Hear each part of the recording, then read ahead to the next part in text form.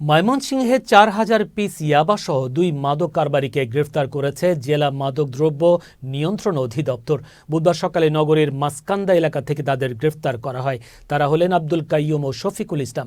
মাদকদ্রব্য নিয়ন্ত্রণ অধিদপ্তর জেলা কার্যালয়ের উপপরিচালক আনোয়ার হোসেন জানান, গোপন সংবাদের ভিত্তিতে নগরীর মাসকান্দা এলাকার একটি ফ্ল্যাটে অভিযান চালিয়ে ৪,০০০ পিস অ্যামফিটামিন যুক্ত ইয়াবার ট্যাবলেট উদ্ধার করা হয়।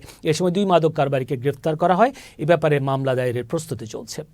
মাসকান্দা জেলা পরিষদ হাই স্কুলের একটু সামনে একটি ভাড়া বাসার ৬ তলা থেকে ৪,০০০ পিস ইয়াবা, নগদ ১,৭৫,০০০ টাকা এবং ২টি মোবাইল সেট সহ ২ জন আসামিকে হাতে নাতে গ্রেপ্তার করে। অভিযানের পূর্বেই উপস্থিতি টের পেয়ে একজন আসামি পালিয়ে যেতে সক্ষম হয়। আমরা তাকে গ্রেপ্তারের জন্য চেষ্টা চালাচ্ছি এবং এই বিষয়ে একটি মামলা দায়েরের প্রস্তুতি চলছে।